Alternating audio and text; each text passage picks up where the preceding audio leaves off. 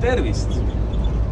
Täna Tartu Postimehes avaldati niisugune veider artikkel, et nädalavahetusel keegi oli maalinud pildi kohvik plaan B ukse peale, et Vene kodanikele 50% Rootsi laud soodsam.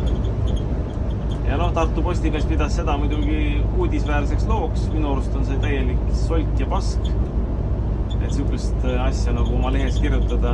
Minule annab see muidugi tasuta reklaami, aga ma ei kujuta ette, et kas see on ka halb reklaam nagu kellegi jaoks. Sellepärast jagage, sõbrad.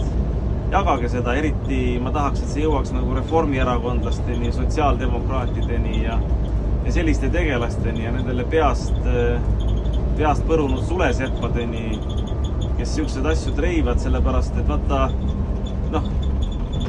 artikli tonaalsusest teeb nagu mulje, et nagu tõesti usutakse nagu seda, et mina võiks või plaan B võiks pakkuda Vene kodanikele -50%. Me oleme ratsionaalsed inimesed, et milleks, et isegi kui me oleksime venemeelsed, nagu püütakse seda nagu külge kleepida, isegi kui ma ütlen. Vene kodanikud ei saa valida, ainult Eesti kodanikud saavad valida.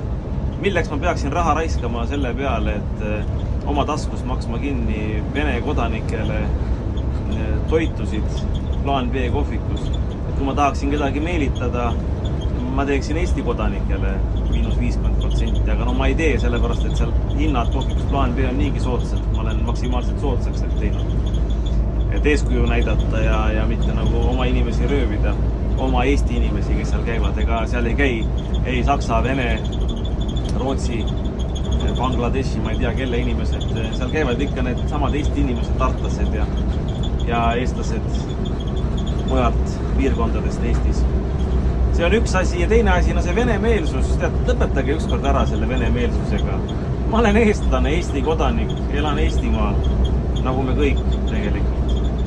Ja mis asja on meil Venemaaga või ükskõik millise teise riigiga pistmist, Soome, Läti, ma ei tea mis asjaga.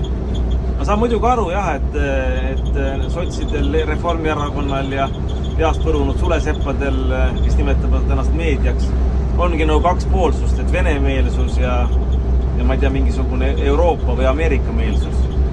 Aga ma ei tea, minu arust on see kõik bullshit. Eesti-meelne tuleb olla. Eesti inimene peab olema Eesti-meelne. Ja igasugused Venemaad, Euroopat, Ameerikat ja lääned ära unustama. Me elame Eestis, plaan B on vaja.